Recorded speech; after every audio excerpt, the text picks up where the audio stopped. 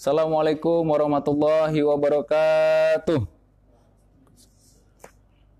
Alhamdulillah nahmaduhu wa nasta'inuhu wa nastaghfiruh wa na'udzu billahi min sururi anfusina wa min sayyiati a'malina may yahdihillahu fala mudilla lahu wa may yudlil fala hadiyalah. Qala Allah ta'ala fi kitabihil karim. A'udzu billahi minasy syaithanir rajim. Bismillahirrahmanirrahim.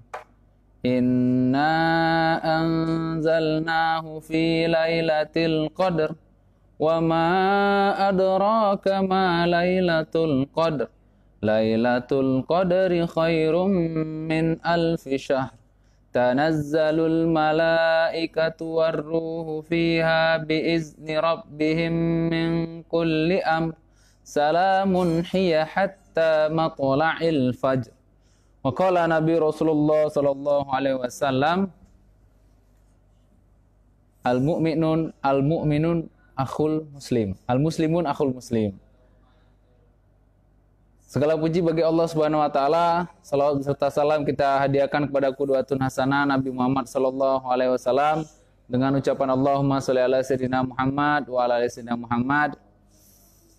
Ikhwa fillah rahimakumullah, kader dan simpatisan beserta seluruh warga Kota Tanjung Pinang yang sedang online di Facebook PKS Muda Tanjung Pinang.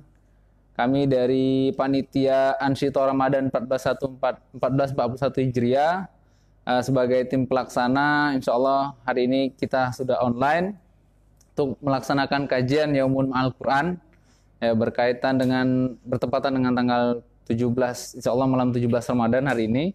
Dan bersama kita telah hadir Ustadz Riza Hafiz SPDI. Ustadz, nah insya Allah nanti akan mengisi materi dan kajian untuk Yaumul Ma'al Quran pada hari ini. Dan langsung saja kita mulai kegiatan pagi ini Yaumul Ma'al Quran dengan mengucapkan lafaz basmalah, Bismillahirrahmanirrahim, dan tilawah Al-Quran yang akan disampaikan oleh Akhina Dimas. Kepadanya kami persilakan dengan segala hormat.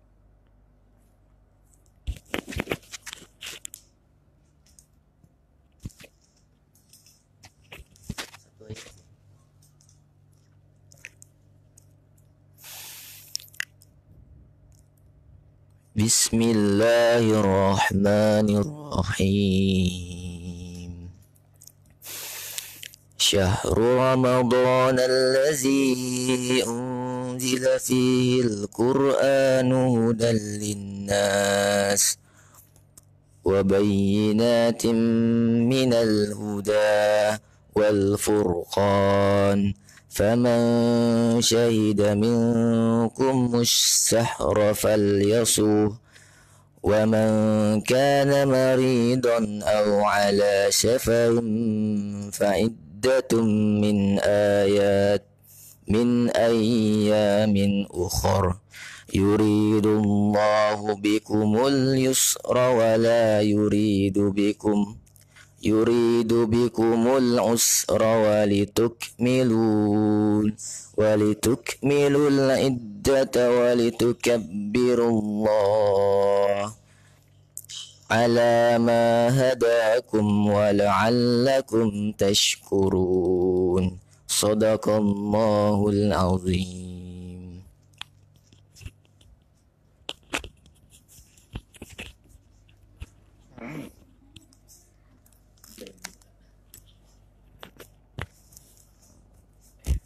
Shadaqallahul azim. Jazakumullah khairan katsiran kepada Akhina Dimas yang telah menyampaikan tilawah Al-Qur'annya.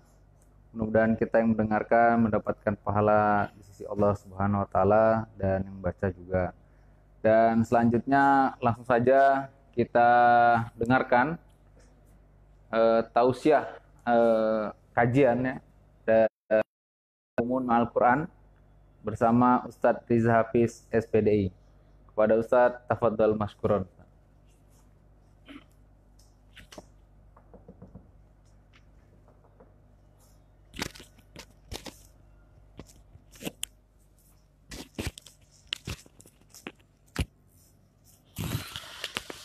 Alhamdulillah, alhamdulillahilladzi anzalal Qur'an hudan linnas wa bayyinatin minal huda wal furqan. Asyhadu an la ilaha illallah wahdahu la syarika lah wa asyhadu anna Muhammadan abduhu wa rasuluhu la nabiyya wa la rasula ba'dah. Allahumma fassalli wa sallim wa barik ala sayyidina Muhammadin wa ala alihi wa ashabihi ajma'in, amma ba'd. Ikhwatal iman, a'azani Allah wa iyyakum. Alhamdulillah wa syukrulillah. Yang pertama kita memuji Allah, kita bersyukur kepadanya atas segala limpahan karunia nikmat dari Allah Subhanahu wa taala, yang mana Allah Subhanahu wa taala masih memberikan kita kesempatan untuk hari ini sama-sama ikhtiar menyelam di dalam samudra Al-Qur'anul Karim, samudra yang tidak punya batasan, begitu dalam, yang semakin kita masuk ke dalam samudra Al-Quran ini, kita akan semakin melihat luasnya, dalamnya ilmu daripada Al-Quran yang mulia ini, yang menjadi cahaya buat seluruh manusia untuk selamat di dunia dan akhirat. Yang kedua, saya ucapkan terima kasih juga kepada tim dan panitia Ansyitah dari DPD PKS Tanjung PKS Muda. Ada Ustadz Heriandi yang luar biasa. Hari Ahad ini enaknya nyantai saja, tapi kita coba menghibur, menyirami sanubari yang mungkin kekeringan di rumah dengan tausiah Qur'aniyah yang mudah-mudahan bisa memberikan charging. Dan bifadlillah, alhamdulillah, kita sekarang ikhwafillah berada di 17 Ramadan. Ya, 17 Ramadan ini berarti momentumnya nuzul Al-Quran. Bagaimana Al-Quran itu diturunkan yang akhirnya menjadi sebuah pedoman bagi entitas manusia, menjadikan manusia itu yang tadinya tidak memiliki tatanan kehidupan yang baik, berubah menjadi kehidupan yang sangat baik biwasilatil Qur'anil Karim, dengan wasilah Al-Quranul Karim. Nah, tentunya sahabat fillah, a'azani Allah wa iyyakum, kalau kita membahas tentang Al-Quran, ya, berarti kita sedang membahas ini bukan semata-mata materi biasa. Yang kita lagi bahas, yang kita lagi hadapi, yang kita lagi selami ini satu-satunya mukjizat yang masih kekal ketika Nabi yang mendapat mukjizat ini sudah wafat. Nah, seluruh para anbiya dan mursalin itu diberikan mukjizat. Ya, mukjizat ini adalah sebuah maziyah, kelebihan dari Allah Subhanahu wa taala untuk menggugah umat yang dihadapi saat itu. Macam-macam mukjizatnya. Nabi Isa bisa berbicara inda sobi, waktu lagi masih kecil. Nabi Ibrahim bisa tahan dibakar api. Nabi Musa membelah lautan. Nabi kita Muhammad sallallahu alaihi wasallam diturunkan mukjizat Al-Quran sehingga bisa merubah seluruh dunia dengan satu peradaban yang akhlakul karimah. Nah, tapi bedanya, nah sahabat fillah, bahwasanya nabi-nabi yang lain itu ya diberikan mukjizat, tapi tatkala nabinya itu wafat, mukjizatnya juga pergi, habis, ya. Karena beriring dengan wafatnya nabi, maka telah hilanglah mukjizatnya. Ya, semua Nabi Musa tongkatnya, ya, bahkan ada beberapa muarrikhin, ahli sejarah yang menemukan tongkat Musa, ya. Kemudian ya, yang merupakan sayyidul anbiya'i wal mursalin, penghulunya para nabi, khatimul anbiya, penutupnya para nabi, ketika nabinya wafat, mukjizatnya masih diwariskan kepada umat. Masya Allah. Mukjizatnya masih ditinggal kepada umatnya. Sebagai apa? Sebagai anugerah. Anugerah buat umat ketika nabinya telah wafat 1400 tahun lebih yang lalu, tetapi mukjizatnya masih ditinggalkan kepada kita sebagai warisan. Man tamassak bih, barang siapa yang berpegang dengan mukjizat ini, ya, salamah fid dunya wal akhirah, maka dia akan dapat kesejahteraan, ya, di dunia dan di akhirat. Apa itu? Mukjizatnya adalah Al-Qur'anul Karim. Jadi pertama, sebelum kita bahas jauh-jauh, kita harus paham dulu bahwa Al-Quran ini adalah al-mu'jiz, sesuatu yang mukjizat. Ya, mukjizat itu pasti kalau dibahas amazing, ya. Itulah yang disebut dengan mukjizat, karena laisa minal insan, bukan berasal dari manusia, tetapi tanzilum mir rabbil alamin, diturunkan dari langit. Yang kita bicara adalah sebuah, ya, kalamullah, firman Allah yang turunnya dari langit.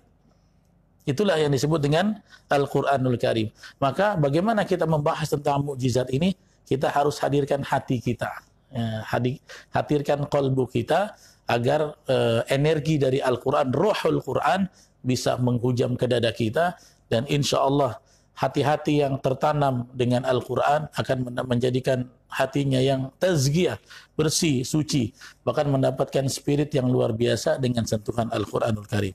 Nah, itulah ikhwah fillah rahimani wa rahimakumullah ketika kita membahas tentang Al-Quran.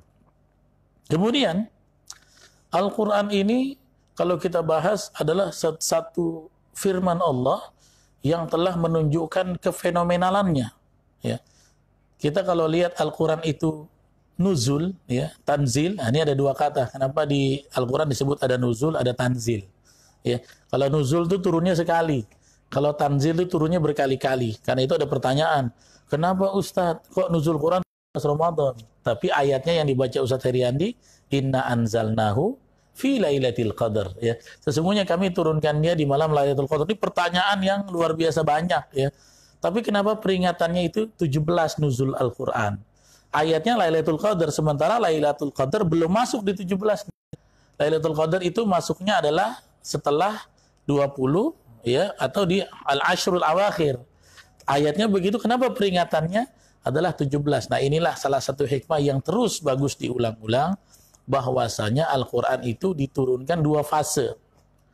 Fase pertama 17 Ramadan itu adalah diturunkan min lauhil mahfuz, dari lauh mahfuz ila sama'id dunya. Diturunkan ke atas dunia, ke langit dunia, jumlatan wahidatan. Dengan satu gelondongan nih. Kalau kita sekarang 30 juz. Ya 30 juz itu pun sejarahnya dulu belum ada pembagian dari zaman Nabi. Itu yang membagi hizab-hizab, ada yang bagi 30, ada yang membagi 10, ada yang membagi 60, ada yang membagi 7. Ya, ini sebagai kemudahan teknologi, cara metodologi untuk membagi, untuk kemudahan bagi umat bisa membuat edisi-edisinya, untuk memenggal-menggalnya, untuk mewiridkannya, untuk mempelajarinya dan lain-lain. Nah, tetapi di ayat yang lain Allah berfirman, inna anzalnahu fi lailatul qadar. Ya, sesungguhnya kami menurunkan ia di malam Lailatul Qadar. Berarti di 10 akhir Ramadan, bukan di 17. Karena itu ini fenomena yang luar biasa. Al-Quran diturunkan dua fase. Setelah ada di langit dunia, diturunkan kepada Rasulullah sallallahu alaihi wasallam secara bertahap 23 tahun. Ya, tetapi tidak jumlatan wahidah, ayat bin ayat, tadarrujan, step by step, untuk mengiringi kehidupan Nabi, membina umat secara perlahan, yang akhirnya menjadi satu entitas komunitas terbaik di alam jagat raya dengan perubahan melalui energi dari Al-Quran. Karena itu tanzil, ya. Kalau tanzil itu turunnya berulang-ulang, ya, dari, ya, wazannya, ya, fa'ala yufa'ilu taf'il, nazala yunazzilu tanzil, ya. Tapi kalau nazala yanzulu, nuzul, sekali saja keluar. Karena itu pertama kali Quran turun, ya, dari langit, dari lauh mahfuz diturunkan ke langit dunia, dari langit dunia baru diturunkan bertahap kepada ala qalbi Muhammad sallallahu alaihi wasallam, ke atas hati Nabi, kemudian disiarkan, ditablik kepada umat saat itu sampai dengan detik ini. Menariknya, Al-Quran itu kenapa tanzilnya di Jaziratul Arab? Ya. Kenapa tidak Al-Quran itu turunnya di Kepulauan Riau? Kenapa Al-Quran tidak turunnya di Pulau Seribu?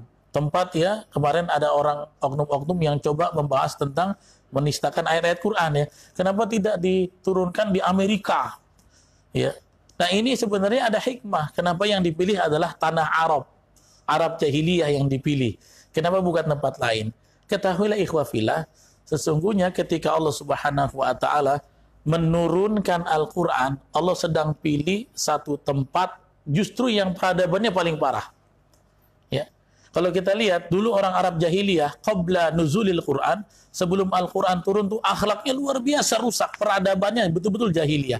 Karena itu di dalam kitab-kitab sirah juga disebut bahwa sebelum Nabi itu lahir, itu ada ahwal qabla bi'tsati Muhammad sallallahu alaihi wasallam, bagaimana kondisional awal-awal sebelum Nabi lahir.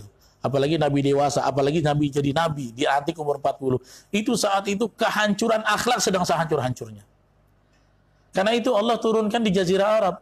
Tahu apa kebiasaan orang Arab saat itu? Yang pertama, mereka itu, ya, sistem bersalinnya. Nah, contohnya, kalau mereka punya anak perempuan itu aib. Banyak orang-orang Arab jahiliyah, sahabat dulu yang sebelum mengenal Islam, mereka itu ketika punya anak perempuan dikubur hidup-hidup. Lihat. Di negara Indonesia segejam-kejamnya orang tua nggak sampai segini. Di Amerika nggak sampai segini. Tapi di Arab jahiliyah dahsyat ya. Mereka membunuh anak perempuannya hidup-hidup karena mereka menganggapnya anak tersebut adalah aib. Sistem nikah coba lihat sebelum Al-Qur'an turun. Ya, sebelum Al-Qur'an turun sistem nikah 10 laki-laki bisa menggauli 1 perempuan. Nanti ketika lahir anaknya dari hasil digauli 10 laki-laki itu, siapa anak yang paling mirip, maka dia diputuskan dengan siapa yang paling mirip wajahnya dengan ayahnya. Tidak memuliakan wanita. Bagaimana wanita bisa seperti ini? Digauli oleh 10 laki-laki.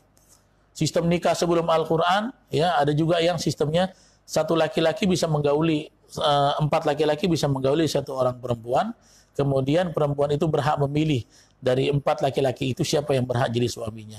Itu bagaimana kehidupan Arab jahiliyah sebelum Al-Qur'an turun. Tapi ketika Al-Qur'an turun semua dimuliakan, ya. Bahkan sebelum Al-Qur'an turun Arab jahiliyah itu minum khamar sebelum larangan Al-Qur'an yang sampai 3 kali tahap itu, mereka seperti kita orang Melayu sekarang minum teh atau teh obeng. Habis makan minum khamar. Habis makan minum khamar. Kalau kita hari ini minum teh obeng itu habis makan. Mereka minum khamar, ya. Kalau hari ini orang bangga punya 1-2 case di rumahnya stok khamar, orang Arab jahiliyah nggak main, nggak level 1-2 case. Mereka itu 1 peti besar, 1 drum besar. Khamar itu sudah seperti sirup, seperti teh, seperti minuman manis lainnya. Tetapi bagaimana Allah merubahnya? Dengan diturunkan Al-Qur'an. Nah, inilah peradaban yang paling jahiliyah. Diturunkan Al-Qur'an berubah drastis. Sampai dengan detik ini, negeri Arab adalah rujukan orang-orang Islam yang mau belajar agama. Rujukan bagaimana ilmu Islam itu berkembang. Rujukan bagaimana akidah iman bisa dikuatkan dengan mempelajarinya di sana. Kenapa? Karena mereka sudah disentuh dengan hidayatul Quran, ya, dengan petunjuk dari Al-Quran. Allah ingin tunjukkan bahwa Al-Quran ini ditaruh tidak di Kepri, tidak di Jakarta, tidak di Kalimantan, tapi diletakkan di komunitas yang paling jahiliyah. Maka Allah rubah dari yang paling jahiliyah menjadi, ya, komunitas yang paling terbaik di dunia ini, yaitu orang-orang Arab, sahabat Rasul dan para sahabat radhiyallahu anhum ajma'in. Inilah Allah sedang tunjukkan karunia-Nya melalui turunnya Al-Qur'anul Karim. Nah, ikhwah fillah rahimani wa rahimakumullah. Ini terus nih Ustaz ya? Nah, belum ya, Altum kasih kode ya. Nah, jadi Al-Qur'an ini, nah, hari ini kenapa banyak mengalami kemunduran umat? Karena umat itu tidak tahu berharganya Al-Qur'an. Karena Al-Qur'an itu dianggap sesuatu yang biasa saja. Jadi Ustaz Andi, saya pernah dengar cerita belum lama dengar dari Ustaz Bakhtiar Nasir. Beliau sedang kajian Nuzul Quran dengan Dr. Amir Faiz Olfat. Beliau mengatakan dulu waktu beliau kuliah di Madinah, beliau itu punya teman satu letting asalnya dari Asia Tengah, Uzbekistan, Kazakhstan, Tajikistan. Waktu beliau kuliah itu, Asia Tengah itu kuasanya adalah komunis. Anti sekali ada Quran. Jadi ada temannya dulu, kuliah di Madinah, dapat beasiswa dari Asia Tengah, tapi kok hafal Quran? Sementara waktu itu di Asia Tengah, kalau setiap rumah ada Quran, dijamin kepala keluarganya mati. Nggak boleh, anti betul dengan Al-Quran. Sehingga tidak ada Al-Quran mushaf di rumah-rumah mereka. Tapi Ustaz Bakhtiar Nasir mengatakan, saya heran, gimana kamu bisa hafal Quran sementara kamu hidup di pemerintahan yang komunis, anti Quran, mushaf aja nggak boleh di rumah. Rupanya, bagaimana cara mereka menghafal Quran di tengah krisis Qur'aniyah? Nggak didukung dengan atmosfernya. Kalau kita kan bebas sekarang. Rupanya setiap pagi ayahnya tuh suka ajak dia ini berkuda ke atas gunung. Di gunung itu ada goa, disitulah mushafnya disimpan.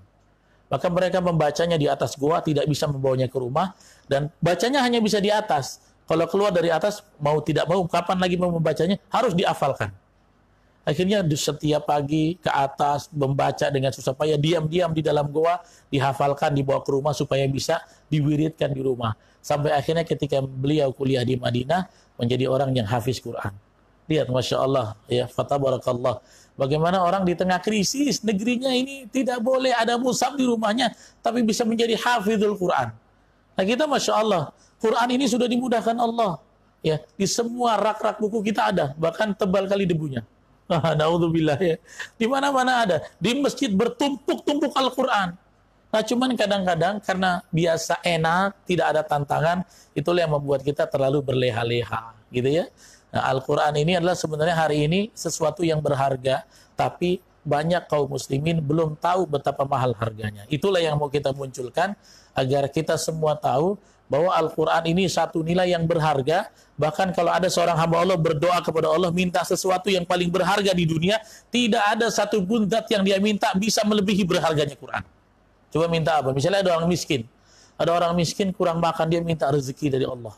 Ya, dikasih rezeki materi oleh Allah, tapi materinya itu tidak mungkin lebih berharga dari Quran. Ada orang belum punya istri, berdoa supaya dikasih istri, dapat pendamping yang cantik, yang baik, tapi itu semua belum lebih berharga dari Quran. Ada orang yang nggak punya anak, pengen punya keturunan, pengen punya keluarga, akhirnya diberikan keturunan, tapi semua materi itu tidak bisa menandingi berharganya Al-Quran. Bayangin kalau kita hidup, punya uang banyak, tidak miskin, tapi nggak ada Quran, nggak ada tuntunan hidup, masuk neraka. Mendingan nggak usah hidup. Kalau kita punya istri cantik, tapi hidup tidak kenal Al-Quran, mendingan tidak usah berkeluarga. Kita punya anak banyak, tetapi hidup kita tanpa Al-Quran, lebih baik tidak usah hidup. Karena apa? Karena Al-Quran itu harganya paling mahal. Tidak ada satu munajat pun di dunia ini dari segi materi yang diminta seorang anak Adam yang bisa melebihi berharganya Al-Quran. Nah, inilah masalahnya. Banyak di antara umat belum paham posisi Al-Quran begitu bernilai, begitu berharga dari seorang muslim. Karena itu kita kadang-kadang mainstreamnya rezeki itu cuma duit dan materi, uang, harta, benda itu. Padahal Al-Quran itu sebenarnya adalah rezeki. Bisa baca Quran hari ini, nah ini ikhwafillah udah baca berapa banyak nih hari ini? Siapa yang sudah 1 juz? Nah, saya mau tanya juga nanti biar ditanya oleh tim, siapa di antara ikhwafillah yang sudah sampai hari ini khatam, nanti kita kasih hadiah Ustaz. Ya, dapat hadiah dari DPD PKS nanti Al-Quran. Ya, nanti ada Al-Quran dari DPD PKS. Siapa ikhwafillah silakan, siapa yang sudah khatam hari ini. Tapi khatamnya dari awal Ramadan baru buka. Jangan waktu bulan Ramadan masuk udah juz 28. Ya. Siapa yang sudah khatam kita kirim DPD PKS, nanti akan ngantar hadiahnya insyaallah. Ya, apresiasi supaya Yaumul Ma'al Quran ini bukan menjadi sebuah materi bahasan, tetapi menjadi tatbik, aplikasi langsung kita realisasikan. Ya, silakan boleh di komen. Saya alhamdulillah sudah khatam Ustaz. Bilang, tapi jujur, nggak mungkin dapat hadiah Quran, bohong kan? Ya, jadi itulah berharganya Al-Quran. Karena itu di dalam narasi doa tentang orang khatmul Quran, sebenarnya ulama itu sudah memberikan sinyal bahwa Quran itu rezeki. Cuman kita ini nggak mudeng-mudeng, kita ini nggak ngeh-ngeh, kita ini nggak sadar-sadar kalau Al-Quran itu anugerah, mukjizat, berharga, rezeki yang diberikan oleh Allah. Bisa tilawah Quran 1 hari 1 juz, rezeki besar. Karena berapa banyak orang yang kaya, banyak uangnya, tapi baca Quran berat 1 halaman terbata-bata. Lihat, bayangkan. Kekayaan kita masuk kubur. Kalau ada orang masuk kubur dengan kekayaan yang banyak, nggak bisa baca Quran, tidak akan bisa ada keselamatan di sisi Allah. Kenapa? Karena dia hidupnya jauh dari Al-Quran. Nah, karena itu di dalam narasi doa para ulama apa? Ketika mereka berdoa, Allahumma arhamna bil Quran, waja'alhu lana imamau wa nurau wa huda wa rahmah. Allahumma dzakirna minhu ma nasina wa 'allimna minhu ma jahilna warzuqna tilawatahu. Warzuqna, apa bahasanya? Urzuqna. Udah kasih sinyal oleh ulama. Ya Rabb, berikanlah kami rezeki bisa tilawah fil laili wan nahar, siang malam. Jadi ketika antum walaupun uang pas-pasan hari ini tapi bisa membaca Al-Qur'an, bisa hafal Quran, itu adalah anugerah yang azim, yang sangat besar dari Allah Subhanahu wa taala. Itu berharganya Al-Qur'an. Karena itu di dalam surah yang disebut surat isinya penuh kenikmatan, para qurra mengistilahkan surat ini adalah surah An-Ni'am namanya. Karena apa? Saking banyaknya diulang-ulang tentang nikmat. Surat apa itu coba? Ikhwafillah, ingat nggak? Surat yang ngomongin tentang nikmat. Kalau orang kaya dengar surat ini langsung sedih. Saya pernah dengar penuturan seorang kaya, dia bilang kalau saya dengar surat ini luar biasa, hati saya nangis pasti. Kenapa? Karena saking banyaknya nikmat Allah kasih, dan ayat ini mengingatkan saya dengan begitu dahsyatnya nikmat Allah. Apa surat itu? Jelas. Wa bi ayyi ana'i rabbikuma tukadziban. Ya. Maka nikmat mana lagi dari Allah yang kamu dustakan? Surat apa itu? Ar-Rahman. Para qurra menyebutnya selain namanya Ar-Rahman, namanya surat An-Ni'am. An-Ni'am itu jamak dari An-Ni'mah. Artinya berarti nikmat-nikmat. Karena di sana apa? Ada surga, ada bidadari, ada kenikmatan akhirat, semuanya disebutkan di situ. Karena itu disebut dengan surat An-Ni'am. Nah, di surat An-Ni'am, ya, setelah Allah menyebutkan sifatnya yang mulia, ya, sebelum Allah sebut nikmat kita diciptakan jadi manusia sebagai makhluk yang mulia, tapi Allah sebut sebelumnya adalah nikmat itu yang paling besar adalah Al-Quran. Apa Allah katakan? Ar-Rahman, 'allamal Quran, khalaqal insan. Lihat, ketika Allah sebut pertama Ar-Rahman, sifatnya yang maha pemurah, pengasih. Ayat berikutnya Allah sebut 'allamal Quran, yang telah mengajarkan Al-Quran. Baru Allah sebut khalaqal insan, dan menciptakan manusia. Jadi kita ini diciptakan, kalau nggak ada nikmat Quran, Masya Allah, kenikmatan itu fana. Karena itu kata para ulama sepakat, bahwa nikmat itu yang paling terbesar di dunia ada, di akhirat itu ada. Nikmat terbesar di akhirat adalah ibtigha wajhillah. Kita bisa melihat wajah Allah. Bagaimananya itu nggak usah ditanya, ya, nanti misteri, ya. Bagaimana itu akan terjadi hanya kita yang tahu, ya. Kalau kita orang beriman istiqomah, insya Allah akan bisa melihat wajah Allah ala kaifa kana. Kemudian kata para ulama, kalau nikmat terbesar di akhirat bisa melihat wajah Allah, nikmat terbesar di dunia adalah nikmat nuzulnya Al-Quran. Karena dengan Al-Quran ini manusia ini seperti punya toolbox, ya. Dia punya perangkat supaya dia bisa hidup dengan baik, supaya hidup bahagia, supaya hidup masuk surga dengan Quran. Kalau nggak ada Quran, manusia tidak terbimbing. Karena itu kalau tidak ada sentuhan Al-Quran, peradaban itu tidak akan bisa menjadi peradaban yang baik. Ya, nah inilah ikhwah fillah, bahwa Al-Quran itu merupakan rezeki, satu hal yang berharga, yang sangat besar harganya buat kita. Tapi sayangnya banyak di antara kaum muslimin belum bisa menghargai Quran karena belum tahu kedudukannya yang mulia. Ini kita sedih kalau lihat perspektif Quran. Saya sebagai praktisi Quran suka ngelihat kalau ada orang tua murid panggil kursus bahasa Inggris, berapapun dibayar. Kursus matematik dibayar, kursus bahasa Mandarin dibayar, kursus segala macam dibayar berapa saja. Tapi giliran memanggil guru Al-Quran, kalau bisa murah lah Ustaz. Nah, gitu ya. Karena apa? Karena belum tahu berharganya Al-Quran. Padahal kalau seluruh harta orang tua didedikasikan didik anak untuk Al-Quran, ya, itu diamalkan, nggak diamalkan pasti barokah. Al-Quran belum diamalkan, cuma dibaca saja sudah berkah. Al-Quran itu. Tapi kalau kita didik anak-anak dengan ilmu dunia yang kita getol terhadap itu, tapi tidak getol terhadap Quran, belum tentu ilmunya itu memberikan barokah. Anda didik anak Anda ilmu matematik, akhirnya kerjanya jago ngitung, korupsi, bahkan kerja di riba, nggak ada barokah. Anak Anda dididik bahasa Inggris, tapi ketika bahasa Inggrisnya sudah bisa diaplikasi, gunanya untuk apa? Untuk ya datang tamu-tamu dari luar negeri, bule-bule bermaksiat, main cewek, akhirnya jadi sesuatu yang bermasalah. Tetapi kalau kita ajarkan anak kita Quran dengan harta yang kita miliki, justru itu adalah pengeluaran yang paling berkah buat orang tua. Tapi mindset ini belum tercipta. Karena apa? Kita masih belum tahu betapa berharganya Al-Quran itu. Nah, karena itu ikhwah fillah, sebelum kita membahas lebih jauh lagi tentang Al-Quran, ya, di nuzul Quran ini yang mesti kita tanamkan adalah Al-Quran itu al-mu'jiz, sesuatu yang mukjizat.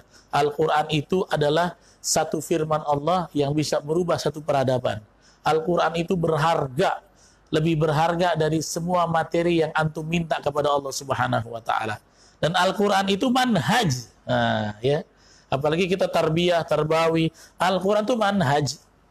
Coba lihat orang-orang soleh terdahulu. Siapa kita mau sebut? Siapa kita mau sebut? Al-Imam Asy-Syafi'i.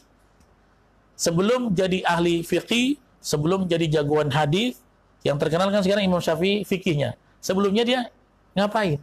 Pertama, bada'a bihifdzil Quran, menghafal Quran dulu. Semua bidang. Imam Bukhari, lihat kisahnya, umur 8 tahun sudah hafal Al-Quran. Imam Nawawi yang mengarang kitab Riyadhus Shalihin, banyak ya untuk dipelajari oleh kaum muslimin. Mengawali pembelajarannya sebelum belajar yang lain, ilmu nahwu, ilmu fikih, ilmu sharaf, beliau memulainya dengan belajar Al-Quran. Ahli Al-Jabar, matematika, ya Al-Jabar. Siapa yang menemukan namanya? Nah, yang tahu ini pasti ahli matematik. Al-Khwarizmi, yang menemukan angka 0, misalnya. Siapa dia? Orang yang pertama kali sebelum belajar ilmu yang lain, belajar ilmu Al-Quran. Ibnu Khaldun, lihat. Orang-orang hebat itu memulai hidupnya dengan mempelajari Al-Quran, menghafal Al-Quran. Ini manhaj. Sampai ya Syekhuna Asy-Syahid Hasan Al-Banna rahimahullahu ta'ala, beliau itu sejak kecil sudah membaca Al-Quran. Yang luar biasa. Berdakwah di kafe-kafe, berdakwah di tempat-tempat minum-minum. Itu kalau ada film teman-teman nontonlah filmnya. Bagaimana Syekh Syahid Hasan Al-Banna rahimahullahu ta'ala, beliau itu memulai kehidupannya dengan menghafal Quran. Jadi menghafal Quran itu, mempelajari Quran, manhaj tarbawi. Kalau kita ingin memulai pendidikan kita, semuanya basicnya adalah melalui Al-Quran. Nah inilah yang harusnya tertanam di lubuk hati kita sebagai orang tua, sebagai kader dakwah, sebagai seorang muslimah, bagaimana manhaj ini, Al-Quran ini bisa menjadi pedoman dari hati kita.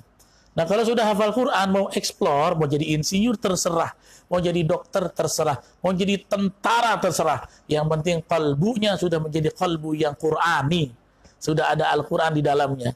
Karena itu banyak ahli-ahli cendekiawan muslim, seperti Al-Khwarizmi, ahli dalam hitung-menghitung, ya, ilmu Al-Mahsub, ya. Kemudian Ibnu Khaldun, kemudian lagi ada An-Nawawi, kemudian lagi ada yang jadi penguasa yang adil, Umar bin Abdul Aziz. Itu sejarahnya semua dari menghafal Al-Quranul Karim. Ini yang mesti kita patrikan. Nah, ikhwafillah rahimakumullah, Al-Quran itu di bulan Ramadan menuntut kita untuk lebih intens. Ya, ini mulai Ramadan. Kalau ada di antara antum yang belum baca Quran sama sekali, saatnya ya antum dengarkan ceramah ini, ambil wudhu, setelah dengar ceramah ini, ambil mushafnya, mulailah buka Al-Quran. Kadang-kadang Allah sudah turunkan Al-Quran, kenapa kita nggak bisa baca? Apa sih yang salah dari Al-Quran? Atau apa yang salah dengan hati kita? Kenapa Allah nggak ngizinkan kita bisa menyentuh firman-Nya? Kata Sayyidina Utsman bin Affan, "Lau tahurat qulubuna ma syabi'na min kalamin rabbina."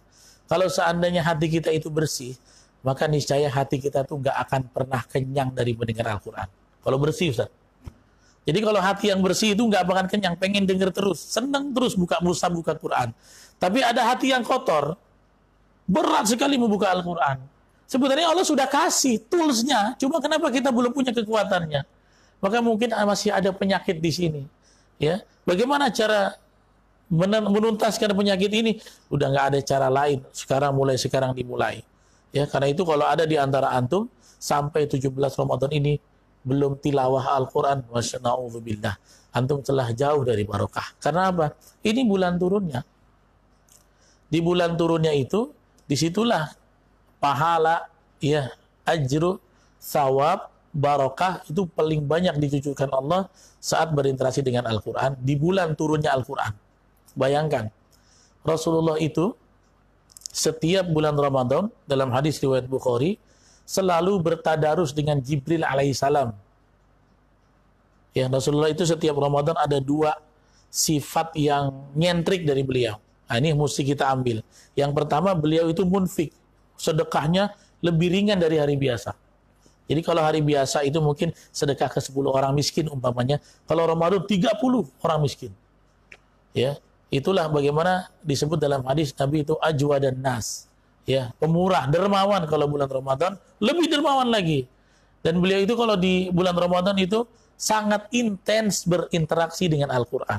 Hadisnya jelas sahih. Ya. Disebutkan bahwa kana yalqahu Jibril fi kulli lailatin min Ramadan. Lihat hadisnya.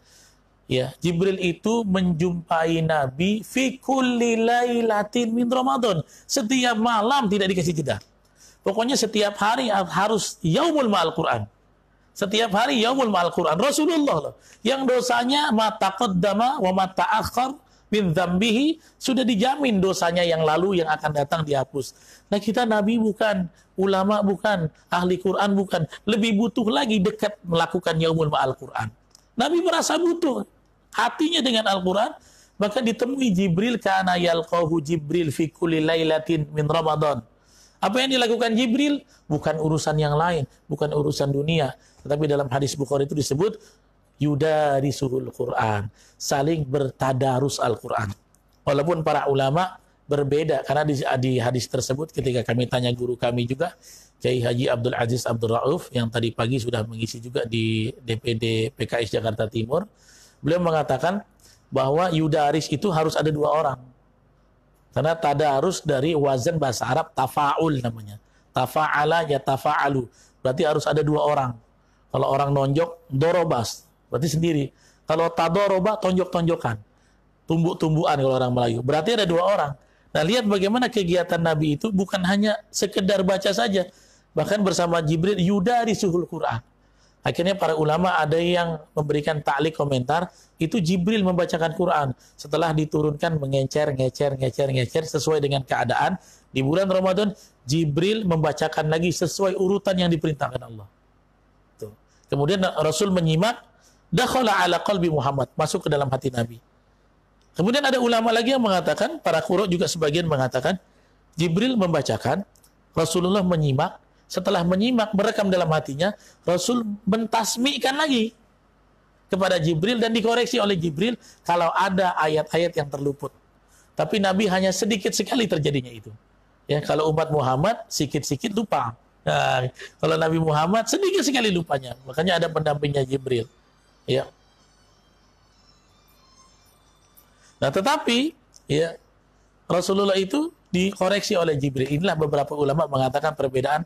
Tapi intinya adalah Nabi di kala bulan Ramadan tidak akan mengisi harinya di bulan Ramadan kecuali melakukan yaumul ma'al Quran.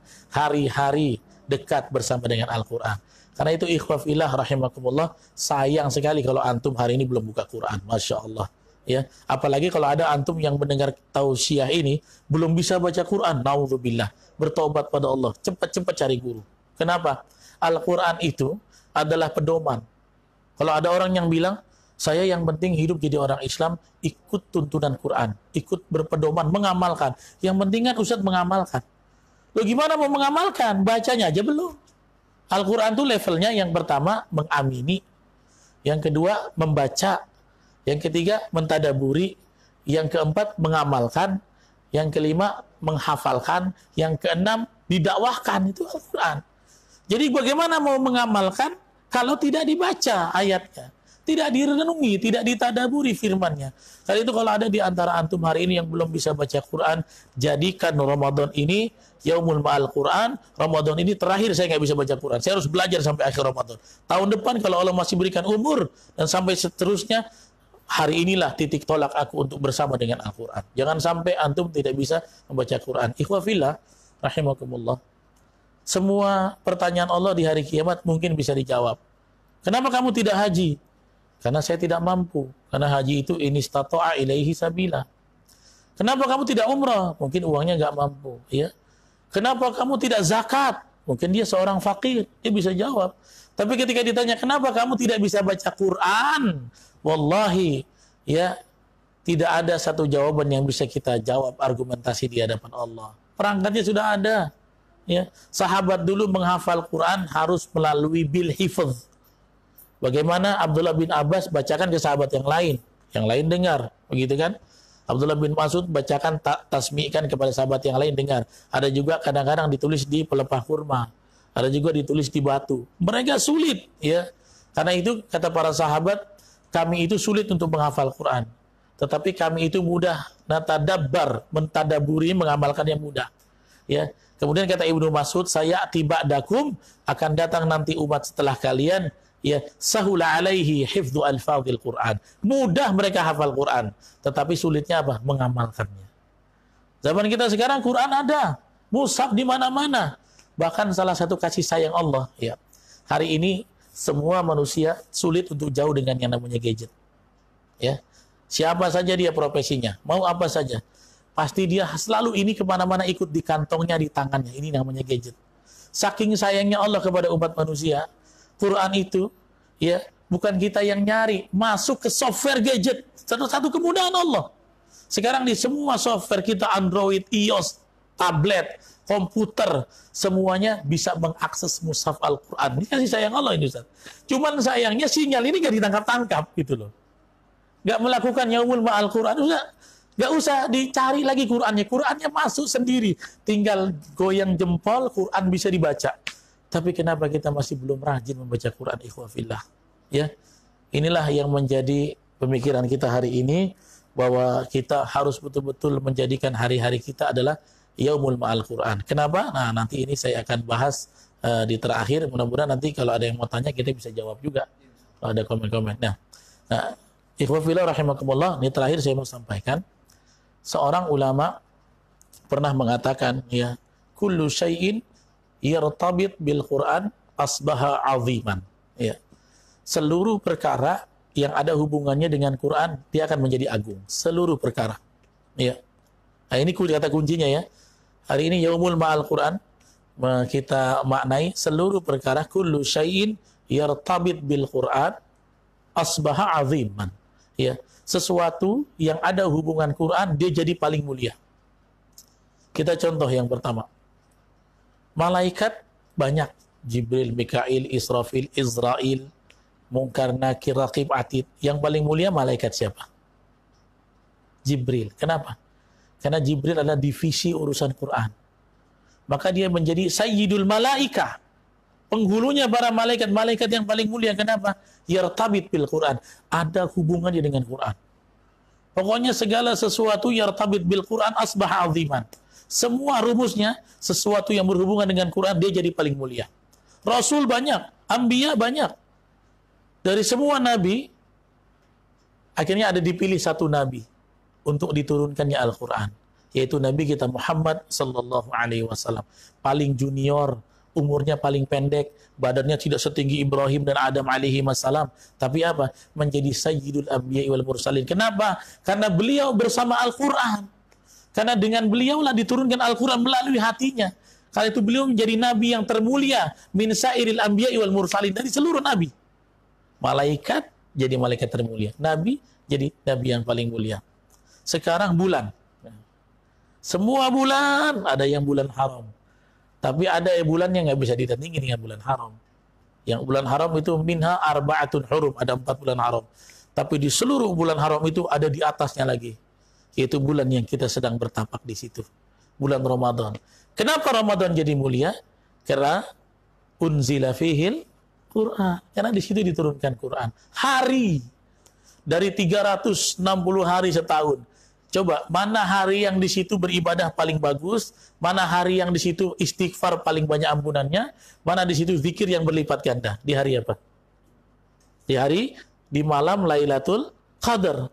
Lailatul Qadar itulah tempat turunnya Al-Quran. Lihat. Semua yang berhubungan dengan Al-Quran akan menjadi mulia. Semua.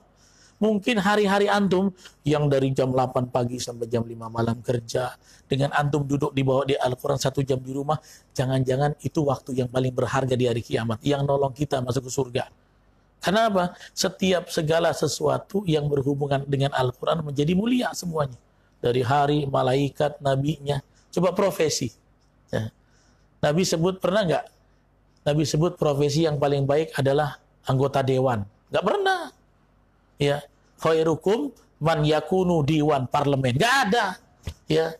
Khairukum man yakunu bupati. Nggak ada. Khairukum man yakunu gubernur, roisan. Nggak ada. Ya. Tetapi yang Nabi apresiasi, manusia terbaik adalah man ta'allamal Qur'an wa 'allamahu. Sebaik-baik kalian adalah orang yang belajar Quran dan mengajar Quran. Lihat. Profesi terbaiknya guru Al-Quran. Walaupun hari ini banyak dipandang sebelah mata oleh umat sendiri.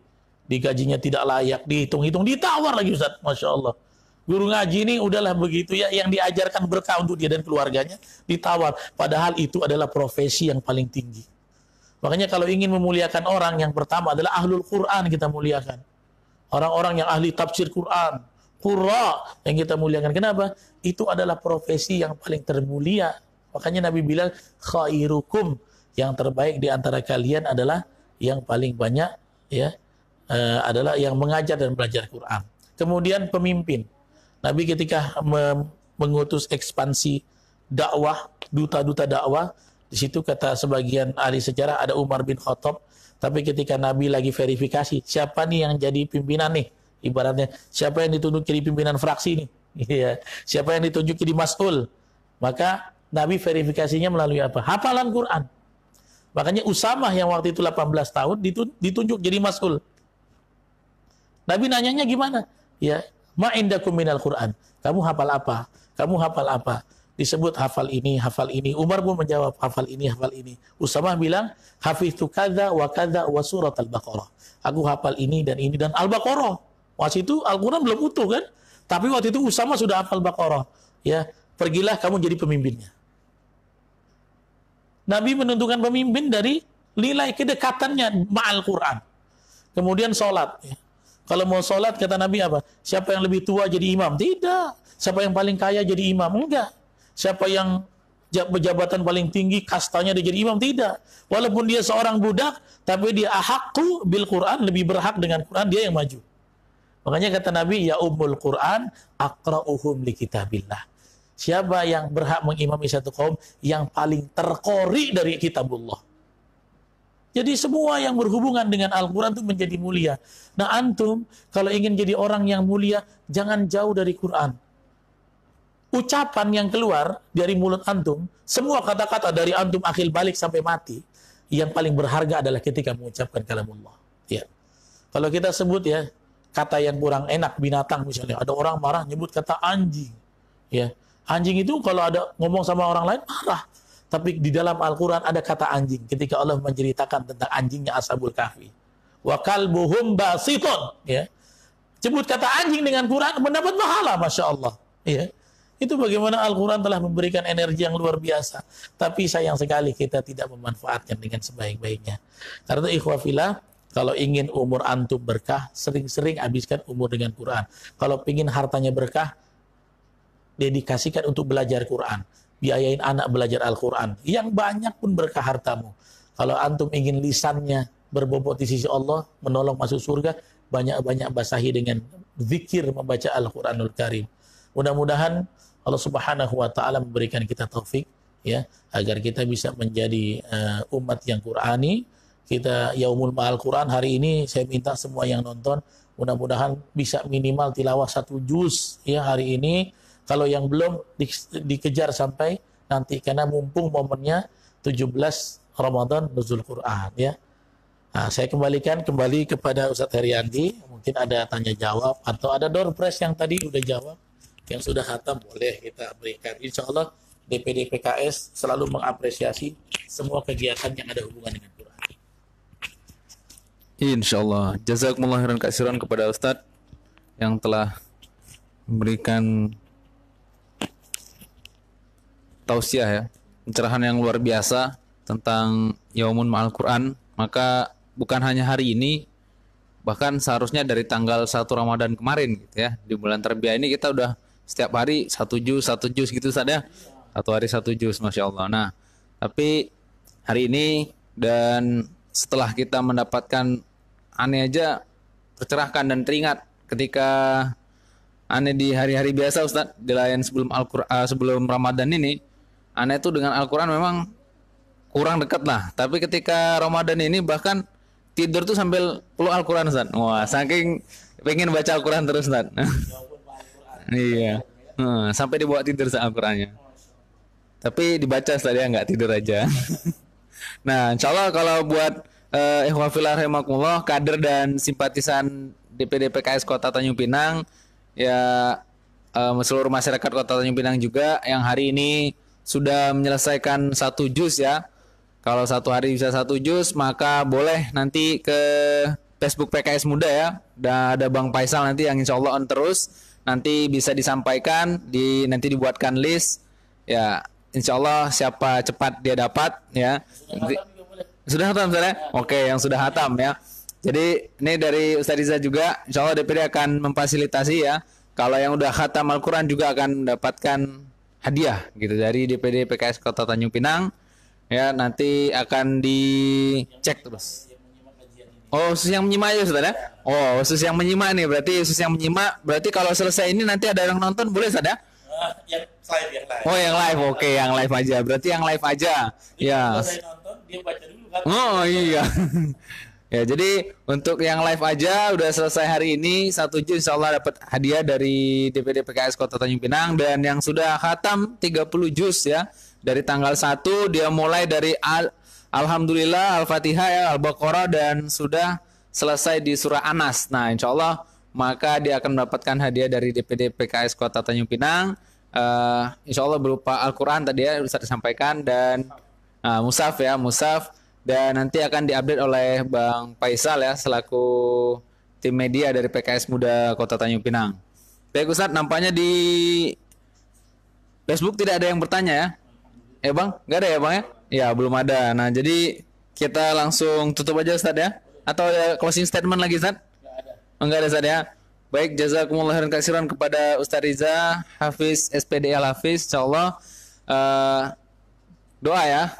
Nah kami mohon Ustadz doa, minta tolong doa Ustadz untuk ya hari ini kita belum selesai ini dilanda wabah virus COVID-19, dan memang seharusnya bahkan Ansito itu membuat agenda itikaf Ustadz. Aneh alhamdulillah udah 3 tahun ini ya jadi tukang siap-siapin tempat lah ya Ustadz ya. Tukang siap-siapin untuk sahur gitu. Nah jadi kita ada itikaf biasanya di Masjidil Firdaus di samping DPD PKS Kota Tanjung Pinang.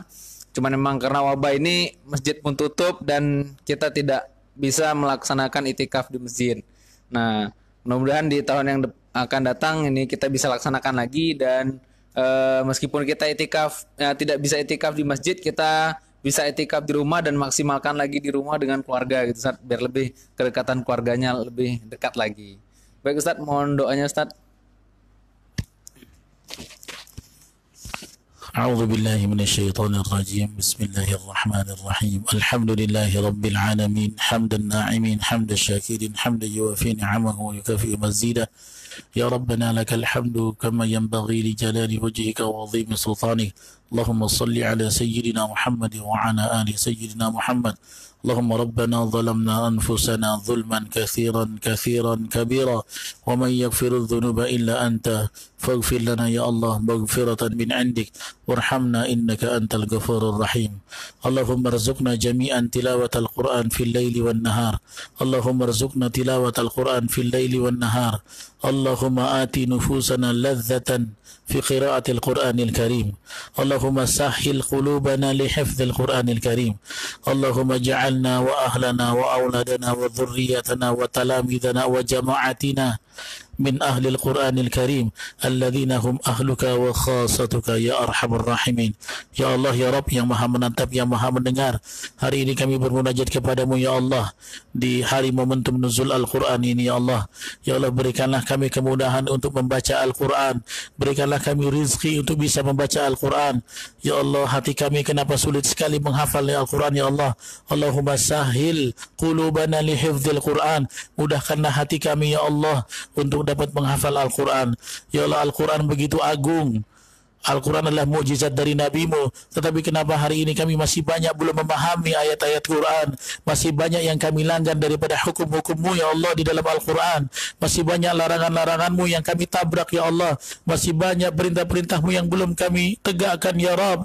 Hari ini Al-Quran sudah bersama kami, tetapi kami masih jauh dari Al-Quran ya Allah.